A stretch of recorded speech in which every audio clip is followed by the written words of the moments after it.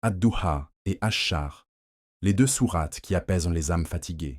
Après les premières révélations, une période de silence s'est installée.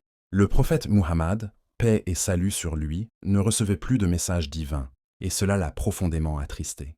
Il ne comprenait pas pourquoi la révélation avait cessé, lui qui vivait dans l'attente des paroles d'Allah. Les polythéistes de Quraysh ont alors profité de ce moment pour semer le doute. Certains ont dit « Muhammad a été abandonné par son Seigneur ». Ce moment d'interruption, connu sous le nom de Fatra al-Wahi, fut l'un des plus éprouvants pour lui. C'est alors que fut révélée la sourate Ad-Duha, comme le rapporte Al-Bukhari dans son Sahih, Kitab at-Tafsir 49-53. Allah affirme avec force « Ton Seigneur ne t'a ni abandonné ni détesté ». Ad-Duha, verset 3.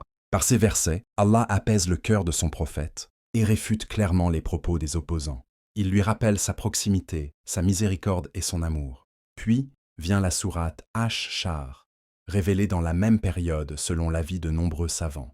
Elle prolonge cette consolation en rappelant les bienfaits déjà accordés, l'ouverture de sa poitrine, l'allègement du fardeau, l'élévation de son nom et surtout la promesse que chaque difficulté est accompagnée d'une facilité. Ces deux sourates, inséparables par leur sens, sont donc un apaisement profond. Elles enseignent que le silence d'Allah n'est jamais un abandon, que l'épreuve n'est jamais sans issue, et que la patience, quand elle est sincère, ouvre toujours vers une lumière.